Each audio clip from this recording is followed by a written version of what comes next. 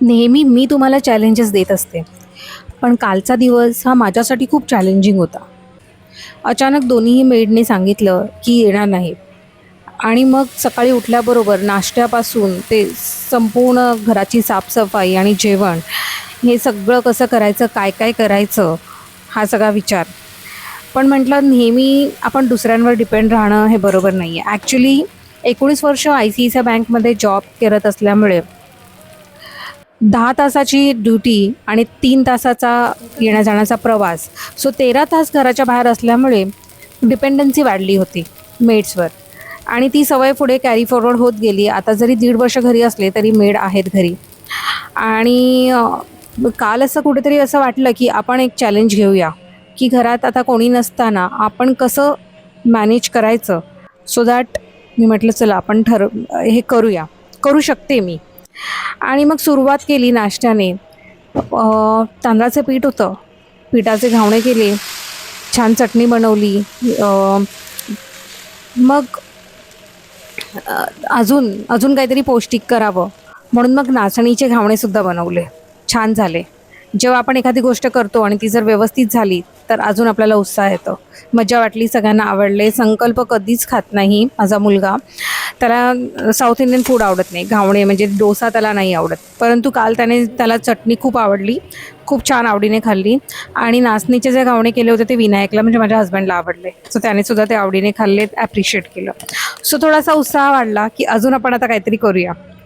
मग संडे असल्यामुळे काय झालं की विनायकला नेहमी नॉनव्हेज खूप आवडतं. तर त्याने बाजारातून त्याच्यासाठी फिश आणले. पण माझा मुलगा अजिबात फिश खात नाही, नॉनव्हेज खात नाही. सो त्याच्यासाठी काय वेगळं करायचं. सो आता मग ते विचार मनामध्ये यायला लागले की आता काय करायचं. सो मग विचार केला संकल्पासाठी छानपैकी पनीरची भाजी करूया. विनायकने जे फिश आणले ते त्याला फ्राय करूया आणि एक कॉमन ग्रेव्ही म्हणून आपण तिखट डाळ करूया. आणि मग अशी सुरुवात केली. मग त्याचबरोबर मग आता राईस संकल्पाला जास्त आवडत नाही. मग राईसच्या जागी काय करायचं तर म्हटलं चपात्या नको, आपण पुऱ्या करूया. ओके, मग पुऱ्या करण्याचा बेत ठरला. पीठ मळलं छानपैकी आणि मग पुऱ्या करायला सुरुवात केली. आणि बाजारातून येता येता विनायकने आंबेसुद्धा आणले होते. मग म्हटलं चला आमरससुद्धा करूया. हे सगळं केलं, नाश्ता झाला. त्यानंतर पूर्ण ओटा भरला होता. सगळी भांडी होती ती सगळी क्लीन केली. घरात सगळा पसारा होता. बेडरूम असाच पडला होता. सगळी अंथरुणं होती. ते सगळं लावायचं होतं, आवरायचं होतं. तिथे आतमध्ये जाऊन बघितलं तर सगळा पसारा. म्हटलं थोड्या वेळाने करते. आणि नंतर मग कपडे घालायचे होते वॉशिंग मशीनमध्ये, ते सुद्धा लॉन्ड्री बॅगमध्ये तसेच पडले होते. कपडे जे सुकत घातले होते ते सुद्धा असेच काढून टाकले होते. सो हे सगळं होतं. मग म्हटलं ठीक आहे, आधी जेवणाचं आटपून घेऊया, मग तिकडे जाऊया. आली आणि पुन्हा मग ती फिश वगैरे फिशला आपण मॅरिनेट करतो ते सगळं करून ठेवलं. आणि मग म्हटलं आता पुढच्या कामाला सुरुवात करूया. मग सुरुवात कुकर लावण्यापासून केली. भाताचा कुकर लावला, डाळीचा कुकर लावला. त्यानंतर संकल्पासाठी पनीरच्या भाजीला करायला सुरुवात केली. आणि छान अशी सुंदर पनीरची भाजी तयार झाली.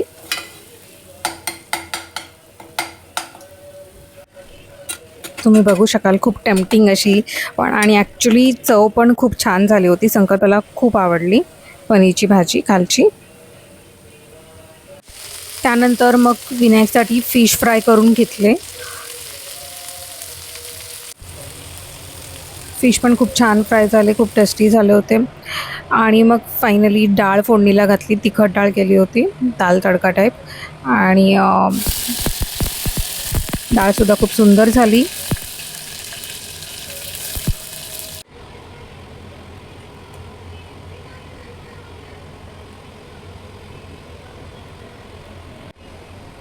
मग फायनली पुरी करायला सुरुवात केली. आणि वेगवेगळ्या आकाराच्या, सुरुवातीला मी थोडी मोठी पुरी केली, नंतर मग म्हटलं थोडं छोटं करूया. आणि असं करत मग पुऱ्या केल्या. आणि एक स्पेशल पुरी मी संकल्पासाठी हार्ट शेपची केली. आणि तीसुद्धा संकल्पाला खूप आवडली. असं मी थोडंसं कटिंग केलं पुरीला आणि मग ती फ्राय केली. सो त्याचा शेप खूप छान दिसत होता आणि त्याने तीसुद्धा आवडीने खाल्ली. त्याला म्हटलं ही तुझ्यासाठी स्पेशल बनवली आहे, ही तू खायलाच पाहिजे. आणि मग त्यांनी ती आमरसबरोबर आणि पनीरच्या भाजीबरोबर खाल्ली.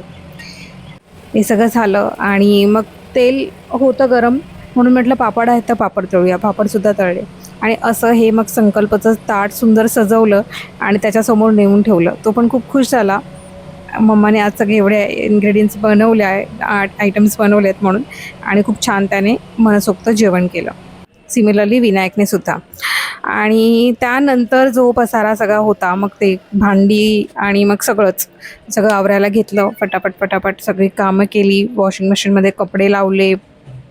एव्हरीथिंग. आपल्या बेडरूमचं जे साफसफाई होती ती सगळी केली. हॉल क्लीन केला. असं करत पूर्ण घरसुद्धा क्लीन झालं आणि असा ओव्हरऑल दिवस खूप छान गेला. सो मला फक्त एवढंच सांगायचं की आपण ठरवलं, एखादं चॅलेंज घेतलं, स्वतःला दिलं तर आपण करू शकतो आणि जर मी करू शकते तर तुम्ही पण करू शकता. सो चॅलेंजेस घेत राहा लाईफमध्ये आणि हे लाईफ असंच मस्त जगत राहा. थँक्यू सो मच व्हिडिओ संपूर्ण बघितल्या म्हणून. थँक्यू. Bye everyone.